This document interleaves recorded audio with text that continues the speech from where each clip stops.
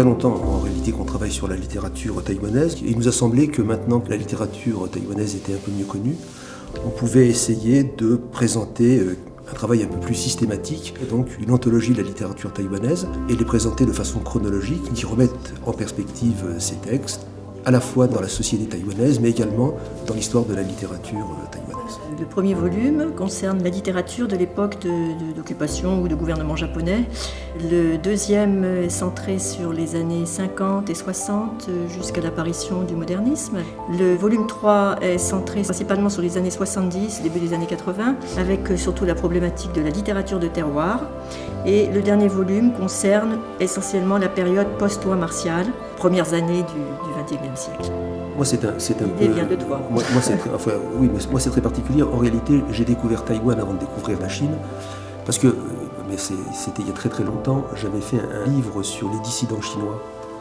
Et donc, pendant très longtemps, j'ai pas pu aller en Chine, parce qu'on me refusait le visa. Et donc, je suis allé à Taïwan.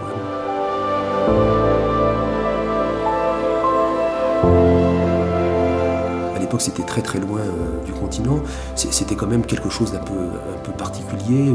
On sentait encore à l'époque l'influence du Japon. Par exemple, à Taipei, il y avait des maisons japonaises.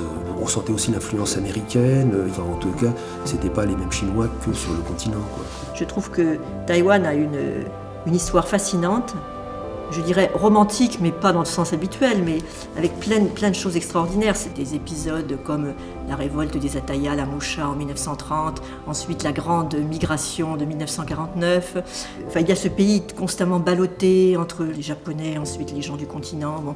Maintenant, même la situation de ce pays qui existe sans être reconnu.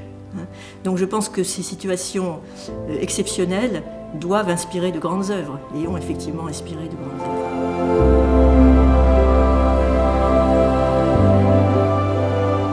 Les continentaux de la deuxième génération ont une expérience très particulière.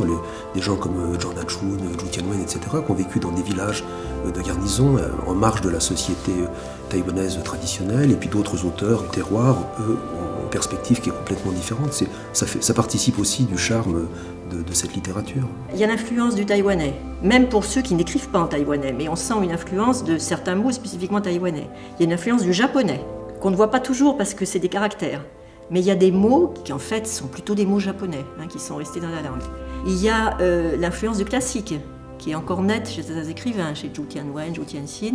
Ça fait partie de la beauté de la langue aussi, parce que cette influence du classique, elle a disparu en grande partie sur le continent. On a une langue très simplifiée souvent. Enfin, il y a des auteurs qui essaient de revenir à une langue plus riche, mais la langue du continent a été très politisée. Dans le même temps, les écrivains chinois du continent, eux, on ne subissait pas ces influences. Donc c'est intéressant de mettre en perspective les deux littératures à la même période. De temps en temps, d'utiliser les termes aborigènes. Et ce sera la première fois qu'on propose aux lecteurs français une vision globale du développement de la littérature taïwanaise moderne. Sur une période qui va du début à la fin du siècle, je crois que c'est assez unique. On peut considérer que c'est en fait une histoire de la littérature taïwanaise moderne, illustrée par les textes. Évidemment qu'il n'existait pas en français et qu'il n'existe pas, je pense, dans une autre langue, sous cette forme en tout cas.